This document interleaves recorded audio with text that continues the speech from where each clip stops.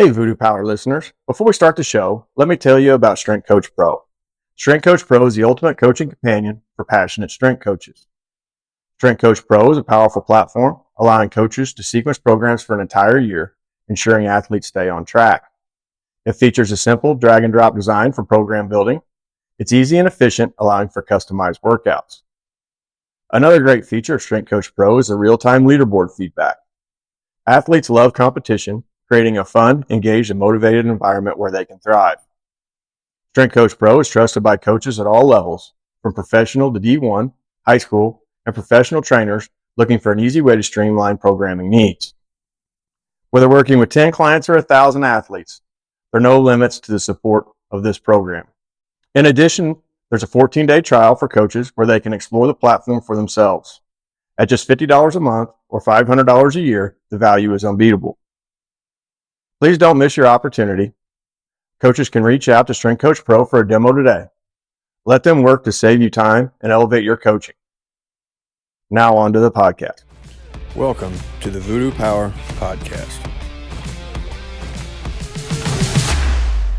Welcome to Plates and Pancakes. We're sitting down today with Charlie Woida. Coach Woida is a teacher and strength coach at Pacelli Catholic School. His first 2 years, he taught personal finance and entrepreneurial development classes. And now currently he teaches health and 3 weight room classes, 2 fitness for life periods and 1 period for advanced strength and conditioning. Prior to Pacelli, Coach Woida was the director of athletic performance at Olaf College, where oversaw building a strength program from scratch. Woida was the director of performance for Olympic sports at the University of Montana, taking over the position after 2 years as the assistant director. Woida had 2 separate stints with San Diego Padres and North Dakota State, along with stops at Minnesota, South Dakota State, and Colorado State, before joining the staff at Montana. Coach Woida initiated his career at the National Institute for Fitness and Sport as an intern in 2006, while he worked with several teams at IUPUI. Woida played baseball and football at Fergus Falls Community College and baseball at Division II, Northern State in Aberdeen, South Dakota. He earned his bachelor's degree in fitness management in 2006 and his master's in exercise science from NDSU in 2008. So welcome to the show, Coach. Thank you. Thank you for having me. In a prior conversation we had, you brought up some pretty interesting stuff with what you're doing at Pacelli now.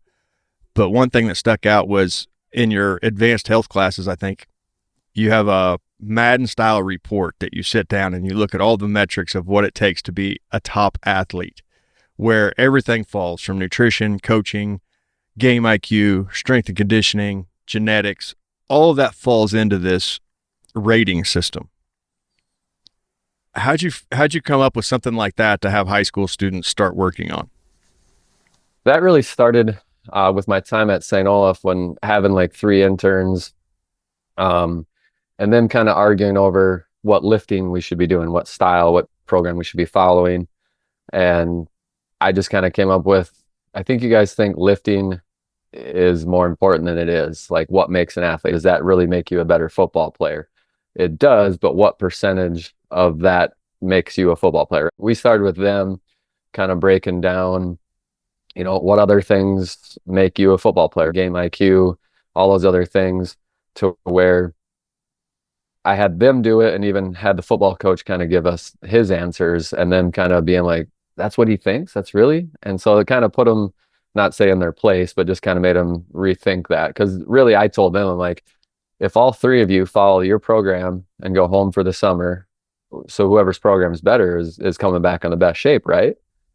And they're like, well, it's kind of a lot of pressure there. So I was like, honestly, whoever's going to come back in best shape is probably going to be whoever went home and I had a better training environment to be around. If they worked out by themselves versus in a group and got pushed to where it's probably not the sets and the reps and the exercises totally, it's going to be a lot of that environment.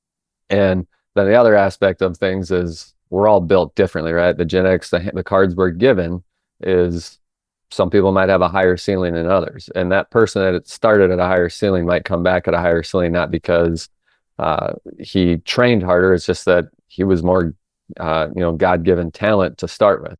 So it started with that. And then at the high school level, I've just taken that into, what other areas can we improve upon? So, baseball, softball, 90% of the game is mental. How much time do you spend training the mental side of the game? And most kids are like, none. How often do you watch a baseball game on TV? Well, not really anymore. So that's just where there's other opportunities to make yourself better. I think sometimes on the male side of athletes, we fall in love with the weight room. That's the end all be all. Like, I just need to get stronger. And this was just kind of a way to self evaluate and then have some good conversation, because the kids will do it on their own. Um, so they'll pick their sport that they're doing it for. So say there's 6 kids who did football and they'll do it on their own. Then those 6 kids get together and they kind of compare. And now they have to agree upon a new set of percentages for each category. And so once they agree upon that, then I have them basically rank themselves, like come up with your own Madden rating. And that's where it becomes interesting, because even I got a coach's son who gives himself like 5% out of 20% on the genetics. And I was like, oh, is dad going to want to see this? But it's just one of those things where it has led to some good conversations. And then the idea of, okay, what else can I work on? It's not just, lifting weights or doing whatever. So, it's been a good little assignment. The kids, I haven't done it yet this semester, and the kids are asking, when are we going to do it, kind of thing. So it's been something that's been very positive. Talking about that, so you do it as an overall group of how all of the metrics line up, but then you also do it individually. So as you start getting into the individual side, does that almost create a sliding scale? So let's say your genetics are a 5. Well, now if you're going to make it, do you have to start putting more importance on some of these other areas so that you have a shot? I think that's one of the conversations I've had, because I've seen this with some athletes I've trained in the past. They're not the best, most talented athlete, but they know the game. So I had a female college basketball player where I'm like, athletically, she struggled to jump rope. Her vertical was under 20. She was a great player for us, and she went overseas and played professionally. She's a Division I coach now. Those are things where she didn't succeed based on her athleticism. She succeeded on her effort and basically her game IQ. Like, she was very smart. She wasn't, jumping higher, out rebounding people, but she put herself in the right position. And so I think, there's very few people that we can just out athleticize someone else. So what other aspects of your game can you make up those deficits in genetics or whatever it may be? And it's a little bit different from sport to sport. And then as you go up levels, to where high school football is a lot different than college, and college is a lot different than the NFL. But I think when you break down those percentages, is okay, if I'm a 73 in my rating, where can I gain some more? And if you're going to vote yourself a 5 out of 20 on genetics, okay, maybe I do have to work hard in the weight room because I have to get everything I can and increase that, that potential as much as I can. But I'm going to have to be smarter than the other person. I'm going to have to get a step up and think a step ahead. So that's where it's, like I say, it's been really good for them to think about that stuff. Reading through your bio, you spent a lot of time out west. What kind of drew you in that direction? Just the job. I didn't really know what I was getting into. Didn't really know the history of Montana, like the sports between basketball and football and some of that stuff, to where it was working through the professional baseball stuff, trying to get back into the college setting, and just applying and not really getting much back. You finally get down to, well, I have 2 basically situations where I think I'm going to have a job. Well, the one coach actually calls me and says, I'm interviewing, or you and someone else are my final 2 candidates. And just to let you know, I know you're the final candidates out at Montana. And he's like, trust me, I might pay $5,000 more, but if they offer you the job, take the Montana one. So that was one of those things where at least I had relief. I was like, I'm going to get a job. I just don't know which school yet. And I got the Montana one and I took it. But I didn't have any connections there, because a lot of times in the strength world, it's who do you know, get your foot in the door. And that's definitely one of the times where I didn't know anyone there. I had no connections. It was just an assistant position that was open, and got it. And then, like I say, getting out there and just the opportunity to live out there and kind of go do some of the outdoor stuff was amazing. And in a way, I didn't really want to leave. It has some incredible features for sure. Now, I don't know this for sure, so I'll ask you because you were in it. I want to say after all the conference realignments and different things like that, the Montana State rivalry is one of the oldest rivalries in the country right now. Is that true? Yes, it is. And it's a big deal out there. I mean, in the state of Montana, there's, and you were out there, but there's no pro team. there's houses divided because one kid or one spouse went to one school, one went to the other. So it's definitely a statewide thing. Between the games, there's people driving 4 to 6 hours to come to all the football games for either school. But it's definitely a big rivalry and football, but even in basketball, they usually play the girls' game at say 2 o'clock and the men's game at 7 o'clock. So it's an all day Saturday thing for at both schools. So it's usually a pretty big deal.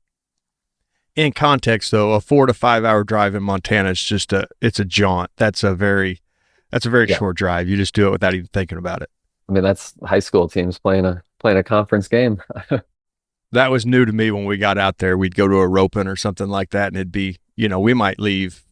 We live north of Great Falls. We might drive down to Paradise, Wyoming, hit a roping all day, and then drive back that night. I mean, 8-9 hours. That's no big deal. You just do it. I mean, that's one thing. I grew up on the west side, west central Minnesota, and for me to drive home was about 14 and a half hours. And when I did it, it took me almost 9 hours just to get out of the state of Montana. We raced a snowstorm home one time, so we left. We were up just south of Shelby, so you're 60 miles from Canada. You're up by the Sweetgrass Hills. So we left there at 4:30 one night, and as we were coming off highways, they were shutting them behind us. I think it took us over 30 hours to get home. Ooh. But back to your system. I know we got off on Montana there a little bit, but back to your system. Getting athletes to rank themselves in the way they should, because athletes, kids, they view themselves a certain way, and that's not necessarily the case. How do you get them to honestly see their qualities? Well, I think when they rank themselves, come up with their own percentages, that's where when they go into the group setting, it helps because now they're looking at a couple other people's rankings and it gets them to I don't know whether you want to say double guess themselves or basically just think from a different perspective and see someone else's numbers to where then they have that conversation. I think that helps kind of balance that out. We did a little different kind of survey at St. Olaf one time with the football team, and we kind of had the 4 categories of leadership. Is level one is like you'll do less than what you're told. You're basically trying to just cheat your way through, do less than you have to. And level two is kind of you'll do what you have to do, but no more. Level three is you'll go above and beyond. And level four is a leader, where like you're going above and beyond, but you're bringing someone else with you. And so we had that as a part of a big survey that we had the football team do. And then after that, the head football coach had one-on-one meetings with the players to say, okay, this is where you're ranking yourself. This is how we see you. Because that came out with like, oh, we got a team full of 3s and 4s. Then why do we have all these issues? And why are we dealing with some of the stuff we're dealing? So some of you obviously don't have a grasp on reality or whatever you want to say. But it just was that one-on-one meeting right after that with the head football coach to say, all right, this is where you see yourself. This is where we see you. Who's wrong? Who's right? What do we need to do better at? That was something that helped. And I think even for me in the classroom setting out the high schools, I walk around when they get in their group settings and I just kind of help them, start that conversation of, well, why did you rank this at 5% and he has it at 40? So is there that big of a gap, or are we somewhere in the middle, or what do the other 4 people have? Okay, now we got to agree upon a new number for that category. And those 9 categories that I showed you, that was all them coming up with it. I didn't predetermine. I said as a class, let's sit here and talk about what makes an athlete. So that's why some of those categories you see slash, because some things are very similar. I think you had a few of them that were like that, but they fit into a kind of the same mold. So that worked out well. Going through this, you also sent me some other stuff, a presentation you had done, and it was pretty interesting to read. And you viewed the strength and conditioning role very much like you're a mechanic working on a car.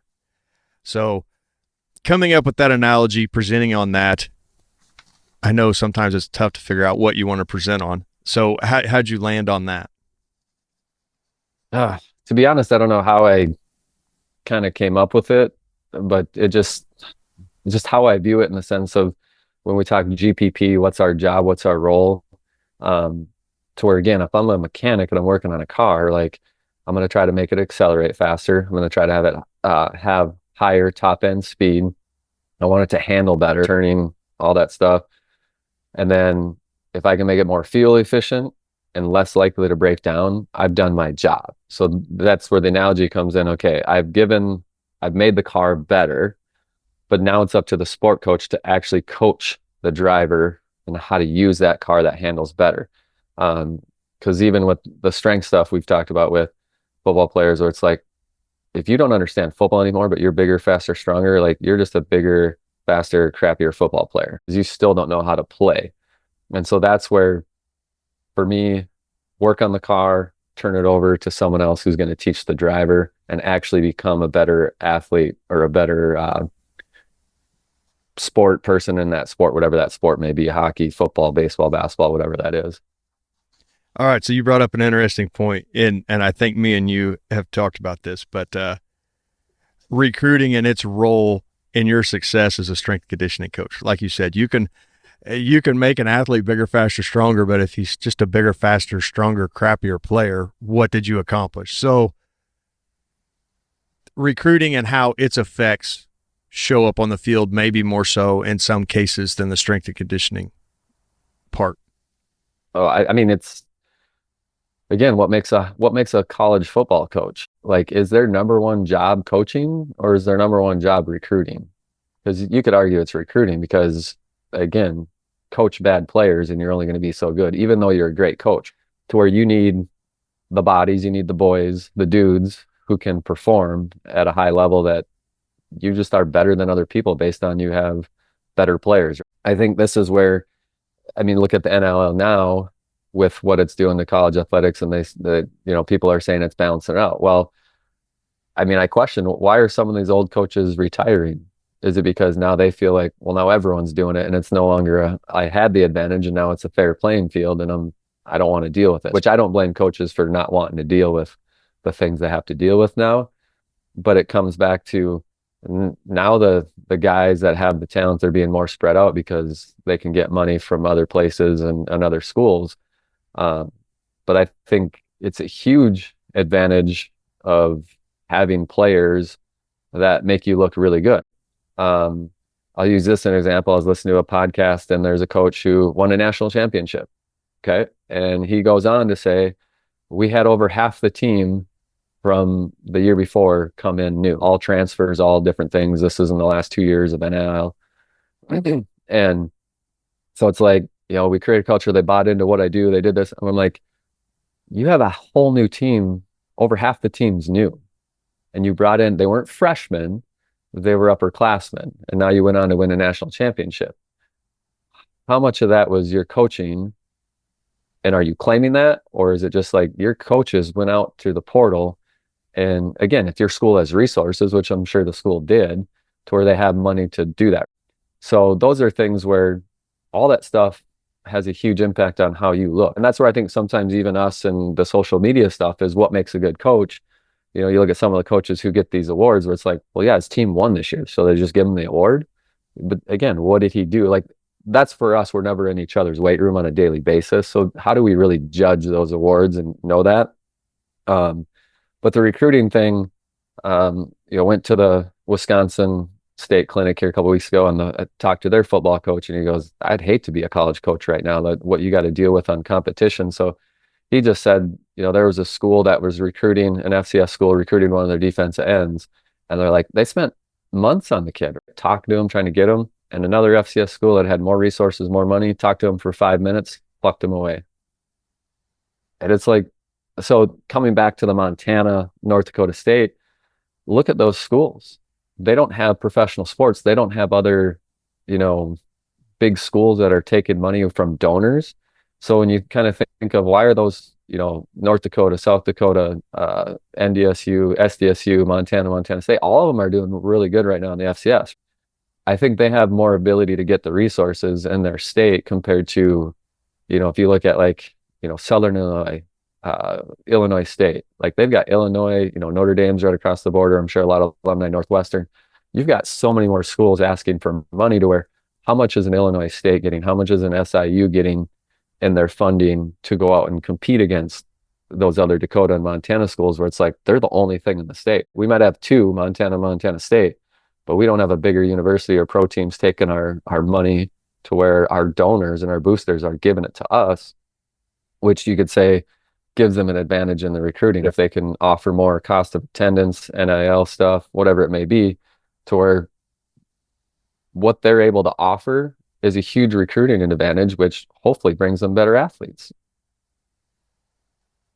And that's where you can end up in a position where you're winning a national title with one team and you're not winning a game with another. It comes down to recruiting and where the money's spent at the college level. Yeah, and I think I'll use this as an example too at St. Olaf. I had a women's volleyball team go like 19-2, make the NCAA tournament, like really good. I have a women's hockey team that didn't win a game in 2 years. I run the same program for both those teams. Now, if you said you're doing a recruiting thing, a visit, and you got 5 minutes, what are you going to do to figure out who you want to choose to be on your team? I'm probably going to test their vertical. Okay. It's something simple, quick, easy to where all I need to know is can they produce power? Whether it's a sport that they don't jump, but if I take the highest jumper on hockey, they're probably the fastest skater. They can apply force into the ground, they can move. And to where I look at my St. Olaf hockey team, I had multiple girls not being able to break 15 inches on a vertical. And that's where I'm like, you shouldn't be playing college athletics. Like you shouldn't be. You're just not athletic enough, which is why I'm like, we got multiple of those kids where I'm like, we don't have the talent to win. And so coach, after that second year I was there, they make a coaching change and the new coach brings in 15 new players the next year. Because it's like, I got to have more talent. Like I'm in the state of hockey, and all of a sudden the last coach was trying to bring outside state kids in. It's like, we got to recruit right here. We got the best players in the nation, the best developmental system as far as Minnesota high school hockey. Why are we looking elsewhere? So, I mean, there's a lot of things that play into recruiting, but like who the coaches give you to work with has a huge impact on how good you're going to look.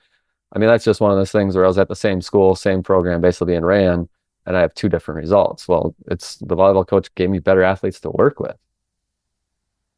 And sometimes that's not viewed the way it could be. Yes.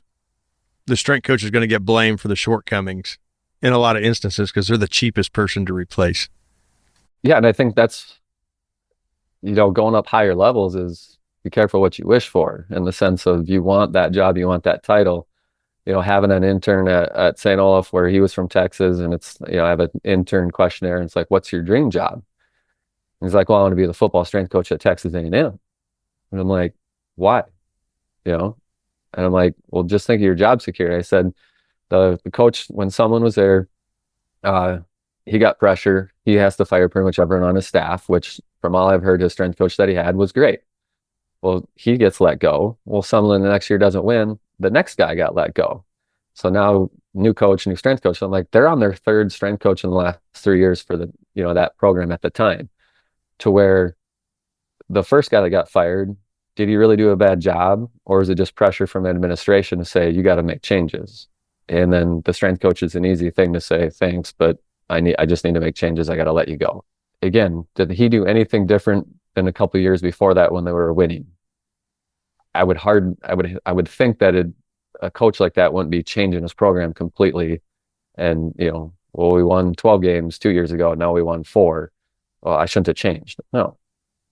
Now with that, everything you're talking about, is that why we're seeing such an influx of college strength coaches moving into the high school realm, the security and everything that goes along with knowing you're going to be pretty safe in your role?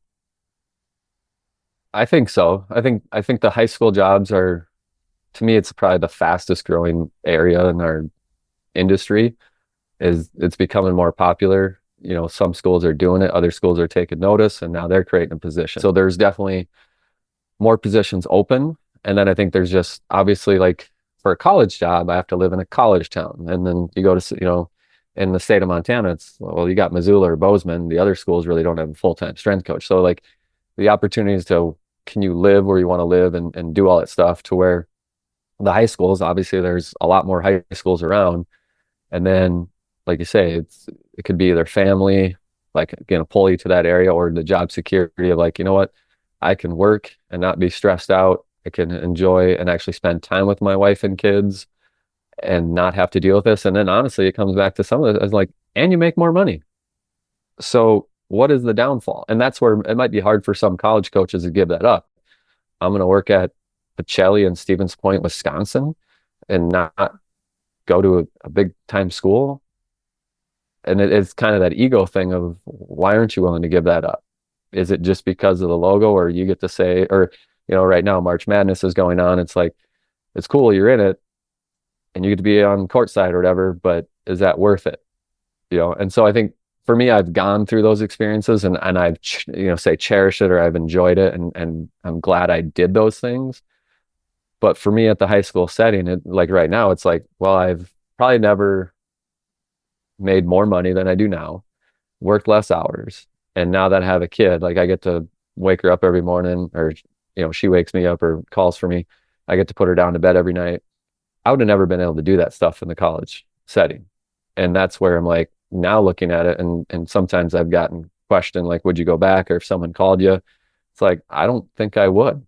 I mean, I'll say never, but in the sense of now getting to experience what I'm experiencing here, especially at the high school level, of getting kids at a younger age, this is very rewarding. I work all the way down in the middle school, and then I kind of do a side business where I can bring kids in after school, after hours. And so I've got all the way down to second graders. And so this will be my fifth summer camp I'm running. I'll have some kids in it for the fifth summer, and they're going to be seventh graders. I got 6 more years with that kid, and they know how to hang clean already. They know how to do all this stuff, to where it's like, this will be interesting to see where I can get them in a 10-year span compared to, you get a college kid for 3 to 5 years. And now that, like they say, the NIL stuff is, how many of these kids do you have turnover every other year? Because what is the loyalty?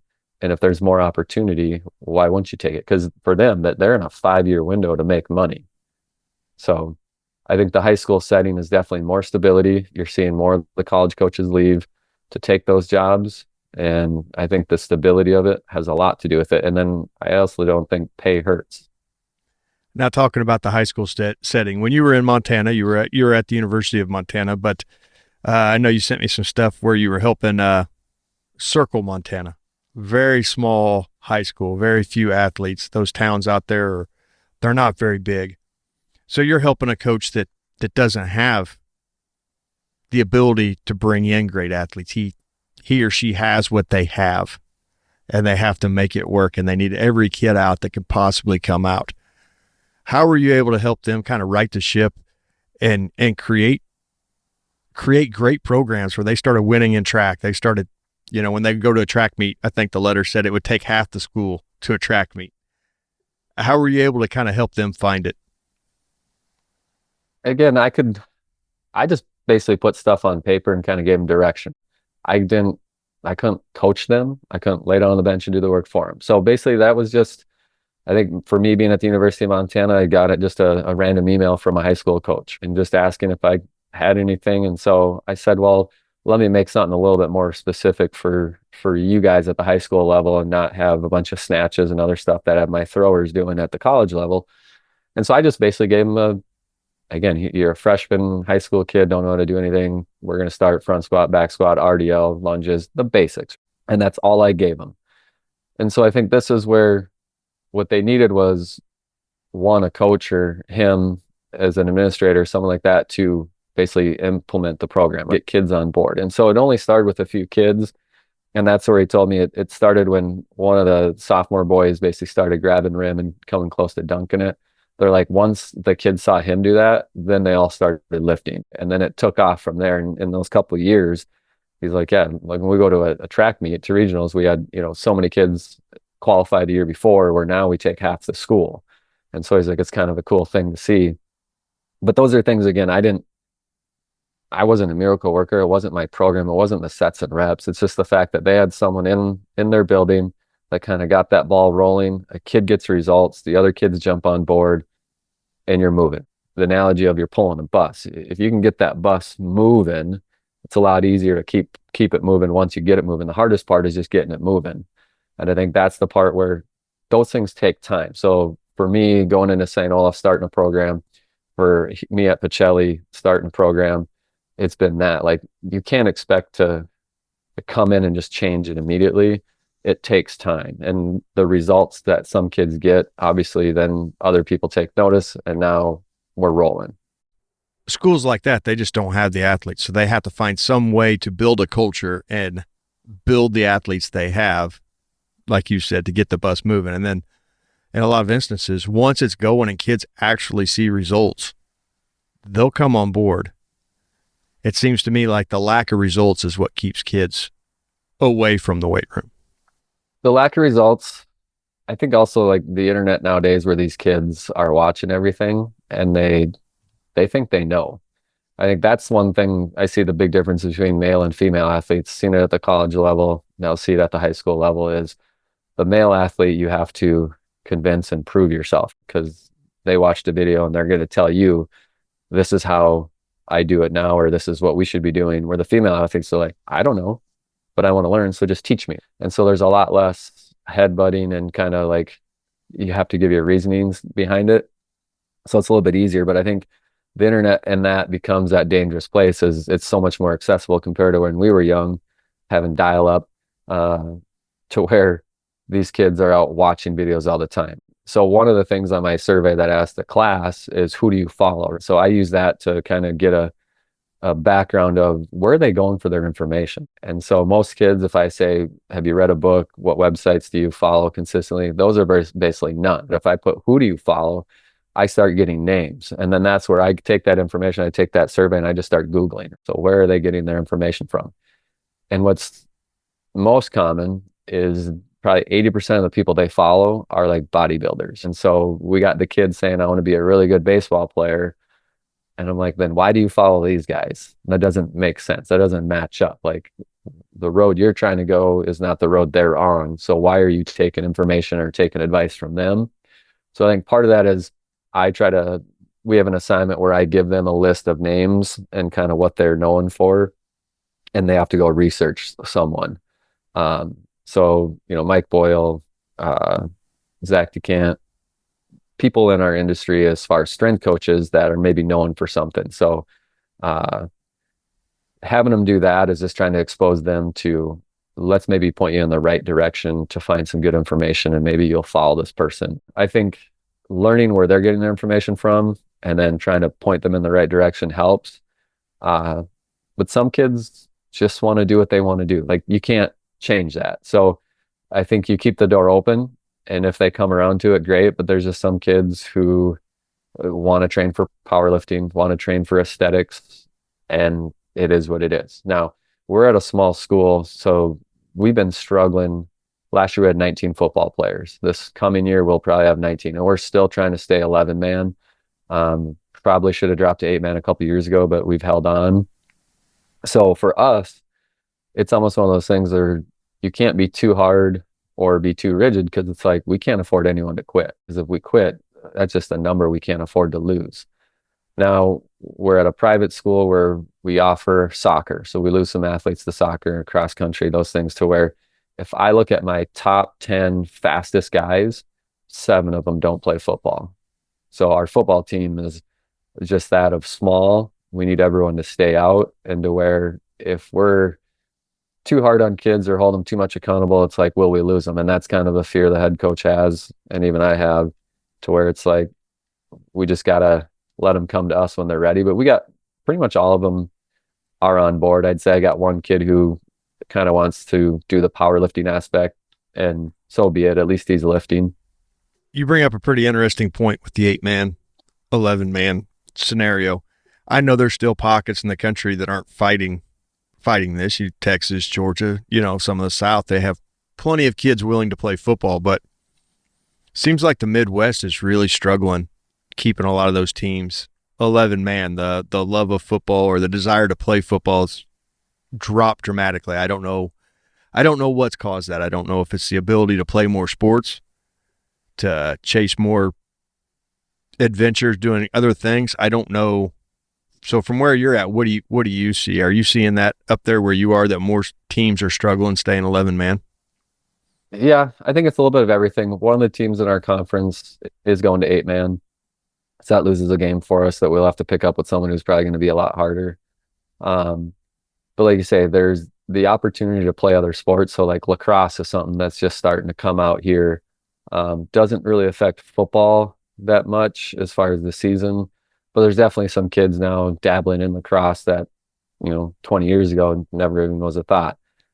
Um, then you have the parents, I think the concussions, different things like that, where the parents like, I'd rather not have them play football. And then soccer. Soccer here for us, the boys are in a fall season, so it's during football season. And again, I don't know if a lot of our kids, if soccer wasn't an option, if they'd play football or not. And then I think it is a little bit of just a different mentality, toughness away, where kids don't want to get hit. They want to do physical things. They don't want to do things that are hard. So then they would rather do something else. And then, like say, the opportunity just for anything, whether that be gaming, because we have a gaming team, which again, none of those kids I don't think would play football if whatever it conflicted. But in the sense of there's just more opportunities of other entertainment for kids to be a part of. And so there's just a little bit here, a little bit there, a little bit everywhere, and your numbers dwindle. That's what I see around here. And a lot of the older coaches that have been coaching for years and years have really struggled with that change, that the athletes don't want to change. The coach isn't going to modify anything they do because they've been successful their whole career. But now they don't have enough players to play, and obviously it's the athlete's fault. It's kind of what I see from a distance. Yeah, and so I read your book the other day, and that kind of is the book or the story in the book that I kind of see you tell in there is like, the coach is so rigid. This is the way we've always done it. We've done it for 20 years. It's worked. Why would we change now? And I think just like being as a strength coach, as some people say, you got to be a chameleon. You can't go from football to women's tennis and keep that same kind of attitude and mentality. You got to adapt and change to fit the situation, fit the team, the atmosphere, all that stuff, to where in that high school football coaching realm, you see that like, this is our system. We run it no matter what, where it's like, but we don't have that type of player. Like, we don't have the speed to be 4 or 5 wide. We don't even have a quarterback who can throw. Why are we trying to do this? So are the coaches so rigid that they don't give in? Are the coaches so rigid that they're not willing to adapt to basically have a better style or a better system? Or just like you say, adapt in the sense of the world is changing. Are you changing to where do you even relate to the kids anymore? And I think you could argue maybe the college strength coaching game is that too, where it might be harder. Like some people call it a young man's game, because as you get older, will those college age kids continue to look up to you because you're not the young rah-rah guy kind of thing, which to me has nothing to do with it. But some people look at that as a value. It motivates our kids, but he doesn't know coaching. Doesn't matter. Our kids work hard for him. So I think what I see, high school teams that have success year in and year out are usually the ones that have kind of the stability in the coaching, where they're not fancy and it's like, this is what we do and we're going to do it well. And you have that, pretty consistent kind of stuff where, I played for a high school coach where it's like, if you look back at his career, the only times he really won is when he had that pocket of talent, to where it's like, boom, now we're 8-1, we're 9-0. Otherwise we're 1-8, 1-8, 4-5, to where our other school, where it's the stability and the system, the program's running it consistently. It's like, yeah, a bad year for them is 5-4, but they're always 7-2, 8-1 almost every year, where it's like, again, just a system that the whole community kind of backs and is involved in. Because I think I see a couple small areas in Wisconsin where it's that, like, this school is known for small football, but they're good, where it's like they've been doing the same thing, just hammering it with their kids, where now some of these kids who have graduated are the assistant coaches and stuff. So it's just, you could say inbreeding. It's just, this is the system, this is the way we've always done it, and they have success. Now, the thing I see different for me and a bigger population area is they're in a rural place where there's no YMCA, there's no other private gym, they have no other place to go. And if the head football coach is going to make me do this, I don't have a choice, because he's going to be dictating my playing time, and this is what we do. To where for us in a bigger city, this is where some of those kids want to feel special. They want to go get a private trainer, or they just don't want to work out at the high school with everyone else. They'd rather go down to the Y, have their headphones in, do curls in front of the mirror, whatever it may be. So I see some of the smaller schools get away with it, maybe that are rural, because the kids have no other option. That's what's benefited me, to be honest.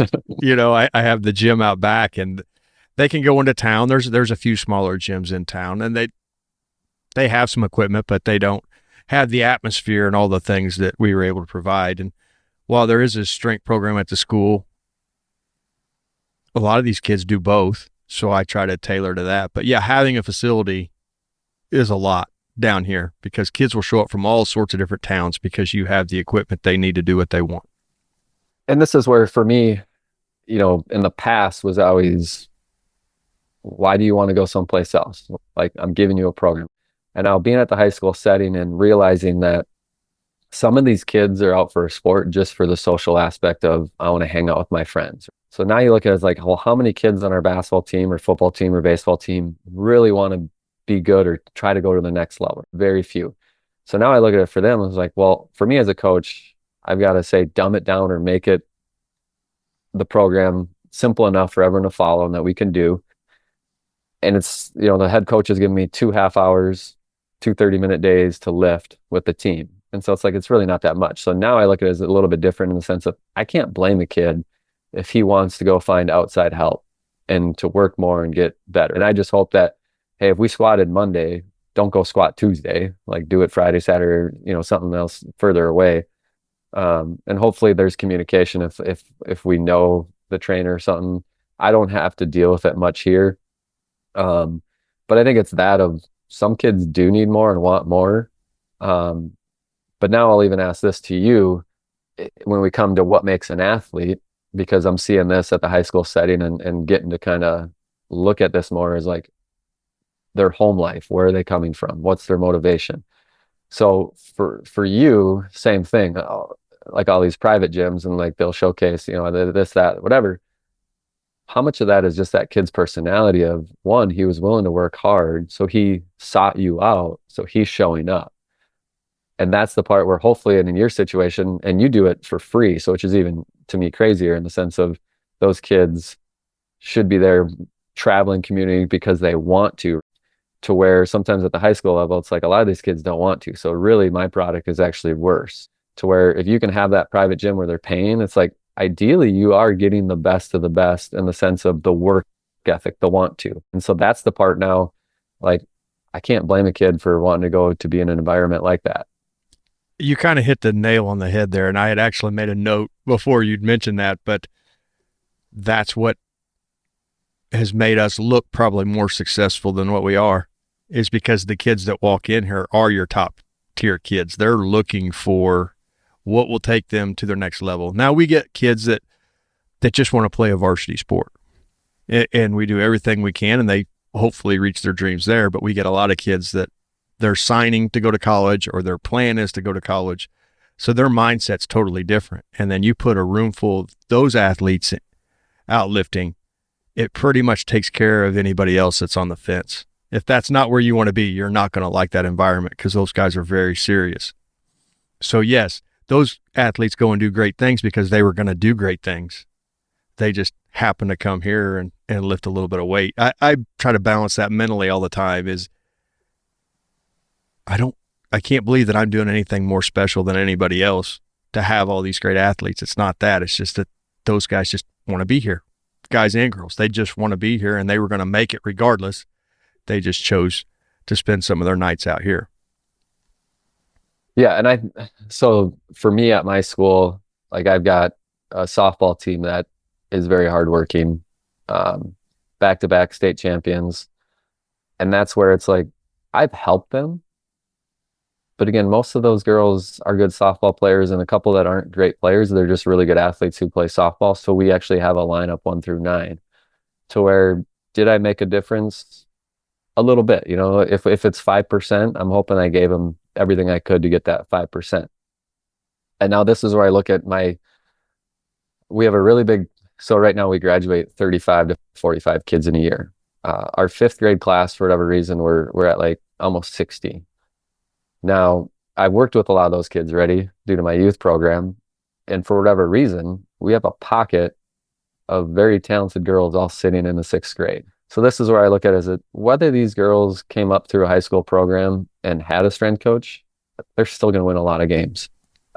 Whoever their coach is, it ain't going to matter. They're going to win a lot of games if these girls go out, because not everyone's going to play every sport, but for whatever reason, there's just a whole bunch in one class. And there's enough of them that have athletic ability where it's like they're going to be good. Because now you get to add the 7th and 5th graders with them during the years they go, to where it's like, okay, as they win, am I going to feel like, hey, I made this group? I worked with them since they were in 4th grade, 5th grade, where it's like, I could see already, like they're going to be good no matter what. So where hopefully I can boost them just that little bit and be proud of that. But at the same point, like, I'm not going to take credit for, hey, look at these girls, look at all they've done. I'm like, no. So this last little bit of discussion leads to 2 questions, and I'll catch both of them here. But the one is the strength and conditioning that I'm providing, while I hope it's top notch, that's not where I'm going to make the most impact. And in some of the presentations you'd mentioned this, but the first coach, strength coach, whatever that may be, volleyball coach, baseball coach, mentor, that has a huge impact on people their whole life. That first bit. And it seems like people will mimic that first coach they had that made an impact on their life. Whether they get it right, whether they get it wrong, that's what they always fall back to. That program, this is what we did, and I loved it. So how important is it to set the stage to be the good mentor, the good coach, to put out a better generation ahead of that's going to come after us? And then maybe that is what our best influence is in the gym, is the maturity we bring and the mentorship we bring. So I think that's huge in the sense of the first experience. I view that sometimes as a college setting, right? My first internship, whoever I go learn from is usually going to be, like you say, your fallback of, well, this is right. This is what I was taught first. This is now everything I learn has got to be changing my mind from that if it's going to change my mind.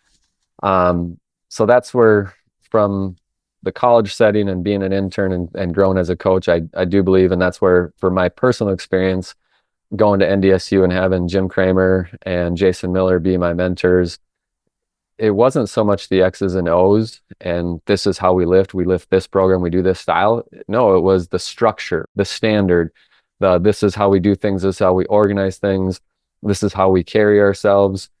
Those are the things that, to me, I took away that have the biggest impact on how I run my program. And what I do is not the sets and reps and I do this exercise, I do these things in this order. It is, how do you set it up, and then how do you run it, and how does that flow, and then what are you teaching the kids? So now at the high school level, for me, I have a lot of the non-athletic population in my classes. So teaching them so they're more comfortable to go on in the rest of their life. One of the things I say is, my goal is for you to be 24, 25 years old and you can write your own program. You don't have to hire a personal trainer. If you hire a personal trainer, the main reason is just to have accountability.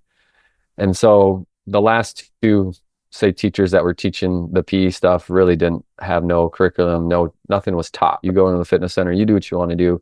Most of the kids sat next to the wall on the turf and just sat on their phones and kind of were able to do whatever they wanted to do, to where I'm trying to teach them. So we have a block day with our schedule where the first half of the block, so we don't spend an hour and a half in the weight room, is something educational. And so I have them make an annual plan, just something really basic of the least you have. If you're not in any sports, you have a fall semester, a spring semester, and a summer. If you're in the 3 sports, you have the 3 sports seasons in the summer. So try to teach them, like, 52 weeks seems like a lot, but how would you break that down? And then the Fridays are usually something educational in the sense hands-on. So the first Friday, we just go through every type of squat there is. Then we hip hinge the next Friday. Then we start getting into cleans. We do different things like that where we're trying to teach them. And then I basically do 3-4 week cycles at the beginning of the semester. So every 4 weeks, we change up the exercises, change up the warm-ups, teaching them more things. We have an assignment where they get put into one piece of equipment, right? You get one kettlebell, one dumbbell, You get a 25-pound plate, you get bands, you might get 2 kettlebells, then you have to choose, are they the same weight or different weights? And they have to write a whole workout for one Friday with just using that one piece of equipment. And so I tell kids, like, say if you move to a bigger city and you're living in a studio apartment, how are you going to get a workout in where you can't afford a $70 gym membership down the road? But if you took these bands and one kettlebell and stuffed them underneath your bed, that's 2 foot of space to where you could make a workout if you know what you're doing. And so we do that assignment, and then that leads into the fourth cycle is they now write their own program for the next 4 weeks. And so they self-evaluate at the end, what went well, what didn't go well, what would you change differently next time? And so this has been a big thing for them. They get say in what they're doing now. So I try to educate them up to that point where they're, writing their own program, but it's up to them. I kind of give them direction, but I don't make anything mandatory. Now, if they're an athlete, they have to do the athlete workout of, say, basketball. You have the 2 days of basketball, then the day 3, day 4, you're good to choose whatever you want. And so this is where I've seen it with, like I had a girl, as a PE teacher, you don't get many parent-teacher conferences. So I had a family sign up and I'm like, uh-oh, what is this going on here kind of thing. And it was a senior girl, and her mom and dad came in, and it's just like, she comes home, she talks about it. She talks about what she's doing every day, and she's really seeming to like it. And so I had a conversation with her, and she's like, I took this class 3 years ago and I felt just stupid in the sense of we were never taught anything. So I didn't know what to do. So I didn't want to look stupid. So I just never did anything. I just sat there. I was one of those kids. And she goes, I just thank you so much for like teaching us. So the fact that you're making it, kind of a progression and opening the door for us to learn. She goes, now this is the thing, is I feel confident. I feel comfortable. I feel like I can go to another gym and not be scared. So last year's graduating girls kind of gave me that thing of like, you know what? I was scared to go to college and think I'm going to go into the fitness center and feel like I know what I'm doing or I'm comfortable. And there was like 4 girls being like, I am so ready to go to college and I'm not scared of anything. You've taught us so much. And most of those girls were non-athletes. And that's the part where I want to train the athletes, but I guess I didn't realize this was going to have such a big impact on me as far as training the non-athletic population and just getting them started. The number one thing that changes is the confidence, right? So even as a high school athlete compared to different levels of, yes, the strength training is important. Yes, we're getting results, but confidence might be the biggest thing that increases to where that opens up other doors to other potential of, greater performance. So I think that has been just one of those great rewarding things is the kids, when you say the mentorship of hopefully I'm that first person that taught them, and now they're going out and just that confidence they have. Now I had sent 3 athletes out to colleges this past year, and getting that feedback from them is like, one person is like, yeah, my college coach is like, where have you worked before? I can tell you've done stuff, like your form's really good. It's like whatever. And then another girl's like, yeah, our coach kind of just threw the program out there and said, go. So she's like, I was fine, but there was a lot of girls on the team that were like, had no idea what to do. That, I mean, for me, that's always neat to send kids off into the college program where they feel ready. And that's just one less stressor on them to feel like I'm going to be behind or I'm going to feel, stupid because I don't know what I'm doing. But hopefully that's where my mentorship on the high school kids is just a good thing for them to build their confidence, go into any setting and feel comfortable. I know at St. Olaf, I had some girls over the summer working in the Twin Cities and going to just, YMCAs and gyms, and they're putting weight on the bar. And some old guys are like, are you sure you're going to be able to do that? Asking questions, certain things. And it's like, yeah, I'm good. And then they're like giving props to the girls being like, that's impressive. That's good. And they're like, well, we have a coach. He taught us. That's always good when you're sending people out in the world that feel more confident, because especially at that age, it's a big world that's getting ready to hit them fast, and wherever they can have confidence is important. The other part of that, going way back to that conversation about the guys and girls that want more will go find more. They will get it. And then when they walk in your facility, they walk in already studs. So in doing all the strength and conditioning, coach, ego, you can run it. I don't run into a lot of it, but you do run into some guys that are very ego driven. Maintaining the modest approach. when you're helping athletes. You know, they're the ones going out and getting the accolades. You're just putting in a strength program to help them get there. So keeping yourself in check and the balance of all this, how are you able to do that? I think it's just realizing that you're not doing more than what they're capable of. I mean, you're not the one doing the work for them, but again, their genetic potential, all that stuff is like, I'll look as good as they make me look. Understanding that, to where I think there's definitely, and I think this might be part of social media of look at me with some people, whether that's private or college setting, just, you know, me, where again, I'm nothing without them. And so I'll bring this back to one of the things we talked about the other day was, what is more likely to happen? A college or a strength coach's kid go on to the professional level and make it because his dad gave him the best training ever and made him a professional athlete, or someone who had really gifted genetic, like, you know, mom was a Division I volleyball player, dad was a football player. I'm going to take that kid who has a higher genetic potential probably to make it. So you look at the homes they're coming from. So look at Major League Baseball right now and all the sons of former Major League players there. Well, if the kid grew up in a clubhouse and got to be around Major League players and take grounders and take, you know, hitting on a Major League field and was around that, like, now look at just his sense of like, that doesn't seem like to be on such a pedestal, right? To where that's just normal, right? I believe I can play at this level. I've seen this level. So that's one thing. And I just saw this yesterday, I think, is there's 10 sets of brothers right now in the NBA. So did they have the same strength coach or they have the same parents? It's just one of those things where let's not kid ourselves and think we're the, you know, greatest thing since sliced bread. But I think it's just being humble and just realizing it's not you that's doing it. Again, we're a part of it. You know Ryan Napoli, and we talked the other day, and he talked about, like, you know, the spaceship. 10,000 people are sending that spaceship to outer space, and if one person doesn't do their job, it might fail. And we're just one of those 10,000 people that have a hand on this whole thing, to where don't think you're doing more than you are. And it's just one of those things where, to me, if you were really that good, then you should be making millions of dollars and you'd make everyone professional. Like, you would just have the speed, the verticals, whatever it would be off the charts, where someone's calling you saying, we need this guy. No one's better than him.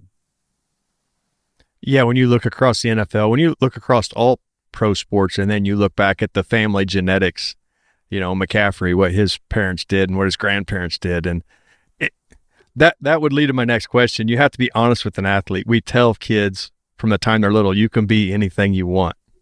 Well, there may be a little bit of truth to that. More than likely, that's not the case. Yeah. And I mean, for me now, like, my softball team here is really good, and there's some girls going on to play.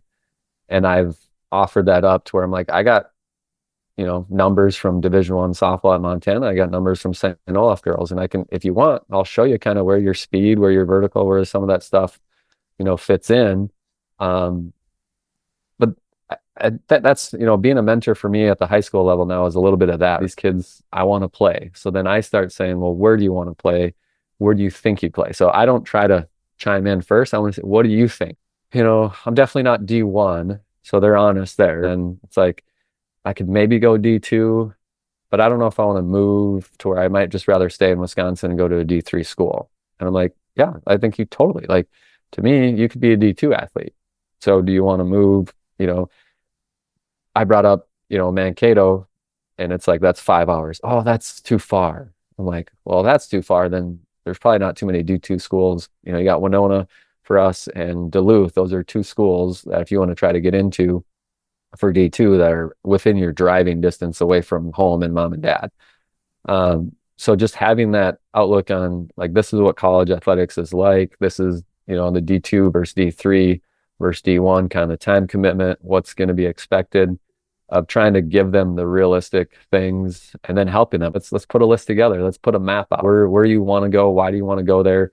And let's start with whatever schools and let's start dwindling that down. So trying to help them there.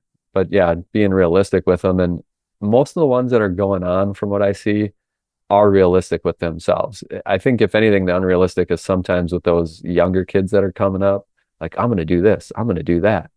And it's like, well, we'll see. You're a freshman. We'll see how this pans out. And then usually that's what happens is they get kind of a slap in the face just from varsity or from the high school aspect to where now by the time they're a junior, they got a better perspective and outlook on life. We have a lot of those conversations because we went through it with my oldest daughter, the recruiting process, and how much that got dwindled down from when she was a freshman and she was ready to go play anywhere in the country. Well, then later on when she gets to be older, well, now she's having to make hard decisions. Does she want to go to South Carolina to a school there and play, or does she want to go to Iowa or where? And then, yeah, you see that they have to become more real with themselves because now all of the other things play in. And we have a lot of those conversations in the gym. What's your dream school?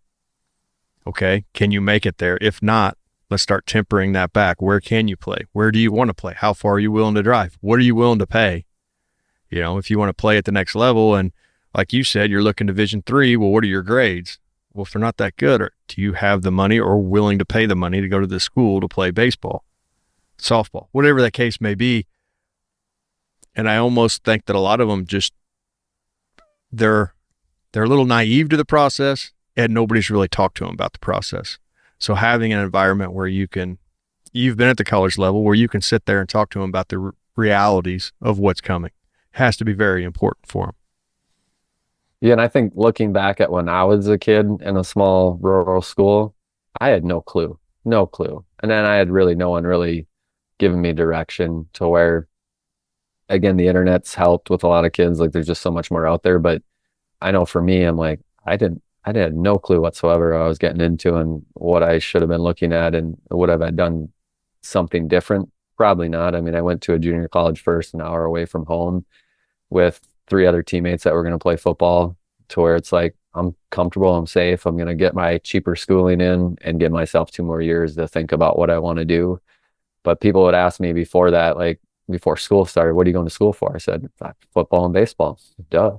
And then it was like school started, and I wasn't a great high school student by any means. But when I went to college, I just never skipped class. I started going to the library all the time. I started reading, doing things I never did before. And I don't know what flipped that switch, but it was definitely something that just happened for me, which I don't recommend for everyone to do. But it definitely, like I say, was a good thing for me not to go away from home and kind of stuff. But I never had much direction given to me.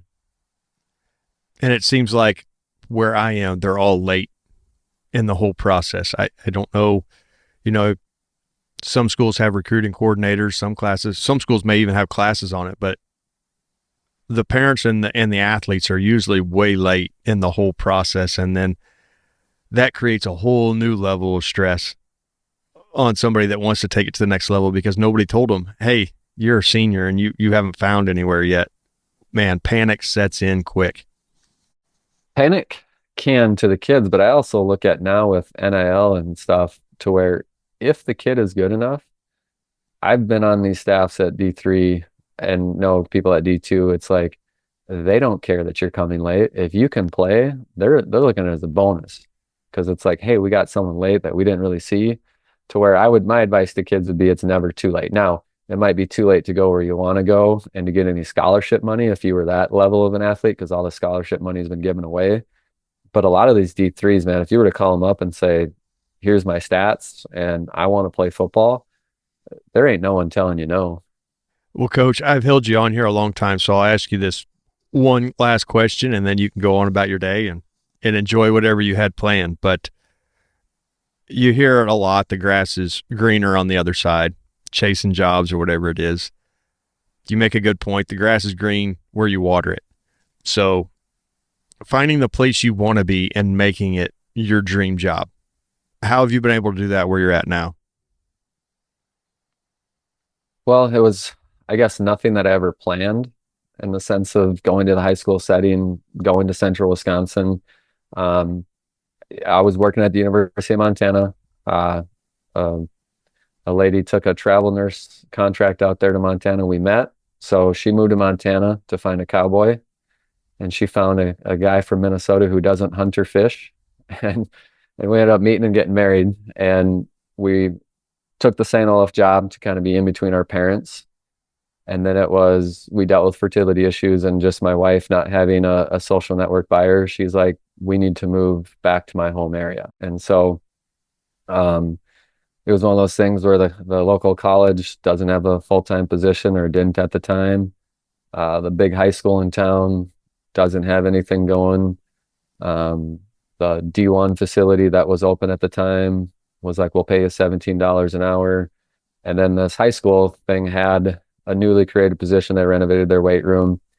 And the principal's like, I don't know if you even want to see what I can offer you and tell you what I can pay you, but if you want, I'll walk you down there. And so it was $18,000 for the year to basically be the after hours strength coach. But being a private school, they can work with you of not having a teaching certificate kind of thing. And so I just looked at it as like, I'm betting on myself. If I can do a little bit of side business, they're going to allow me to start teaching classes in a year. So I got kind of a teaching stipend, a coaching stipend, and whatever else I can do on the side is been a little bit that pressure on you. I haven't done much for marketing. I really don't. I'm kind of with my school stuff, I'm limited on hours. So I run my programs, but I don't really go out into the community really promoting a whole bunch. It's been mainly word of mouth.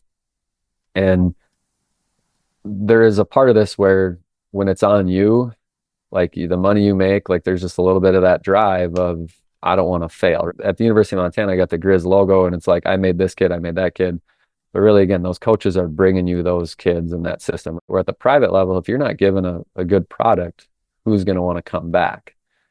And so making it the best situation for myself is just the joy I see in these kids and the gains they're getting has been very rewarding. And so even in some of the money books I read there's a high proportion of millionaires that are self-employed, because when it becomes on them, it's if they fail, their company fails. And so there's a part of that for me with my part of my LLC side is that of, this is my logo. If I do something to tarnish it, that's on me. So I try to give my high school kids the best experience they can. So when they do go out, whether it's a non-athlete, they're comfortable in life, going to a gym. The athletes are getting that feedback where, hey, I'm one of the best kids as a freshman in there. Coach doesn't have to worry about me. He's complimenting me on my form. To where I bring now my middle school kids over. I'm starting to get my middle school teams lifting me once a week during the season. So just growing that program. And this is the part where, again, I can't be looking for other things if I want to have success at the best possible level where I'm at. And so that's the thing, as we look at our neighbor's yard and it's like, well, his looks green. Well, I should maybe do that. You're not even watering your own lawn because you're watching him. And that's kind of that internet stuff of, we see things and even you look at the divorce rate, the people online who meet someone online because it's like, well, that looked like a happy life. Well, now you're divorced and no one's happy. So making the best thing where you're at is just that of, take care of what situation, what job you're at, and make it the best possible. And that's where the water, it ties into the bamboo of bamboo takes whatever, like 9 years to actually sprout out, but it's growing underground because it needs that root system to be strong. So you go for years without seeing that progress, and all of a sudden, boom. So for me, I've kind of seen that. Like my first summer camp, I think I had 57 kids, and almost half of that was non-Pacelli kids. And it's like, I can't even get because I'm new. They don't know me. They don't care that my resume says this. They really don't. So that first summer comes and I get some results. So the next year I have like 93 kids, I think. And most of those, I think I've been about 20 to 30 kids that aren't from my school system. So I go from 57 to 90 some to 130 to where this last summer I had 165. Now that's second grade through 12th, a couple college kids. But it just that growth of like, I know in year one, I definitely had some frustrations and some of the like, is this going to work? I, wasn't teaching the PE classes. So I was starting to look for other jobs. I'm like, I can't make enough to provide for my family. Like there's potential here and it's going to take time. Does my wife want to give me that time? And will the school finally let me teach the PE classes? Because I'm like, we can get kids to lift during the day and have less after practice left after school stuff. We're just utilizing their time better. So it's a constant strive of how do we make this situation better for everyone, not just for me and not just financially. Um, so it's a slow process. And I think that's my advice to anyone taking a new job, no matter what level you're at. You're going to go in there with a bunch of ideas and like, we could do better at this and we can get this done. It's never a destination. It's always a journey. And you're always kind of self-reflecting because, you know, even at the high school level and even at the college level, like I got a new volleyball coach this year to win her over. She's got some ideas. It's a whole thing. And then I got new kids coming up. So I still got to always try to sell myself no matter what. So I don't think there's ever like, hey, I made it and I have nothing to prove anymore. I don't have to convince anyone. Like that's a never ending game. But I think just doing it where you're at. If you want green grass, then water the grass that you're on instead of kind of looking beyond and trying to think what's my next best gig, because one, you're probably selling the kids short that you're working with right now. And two, you might actually be slowing your process down to get the next gig. And like I say never. There's going to be opportunities for everyone. But to me, why not make the situation that you're in the best? That's where you're at. Well, Coach, that was a great way to wrap this thing up. I appreciate all your time and getting to know you the last few weeks. I think this should turn out really good, and hopefully there's a lot of stuff in there people could take away from it.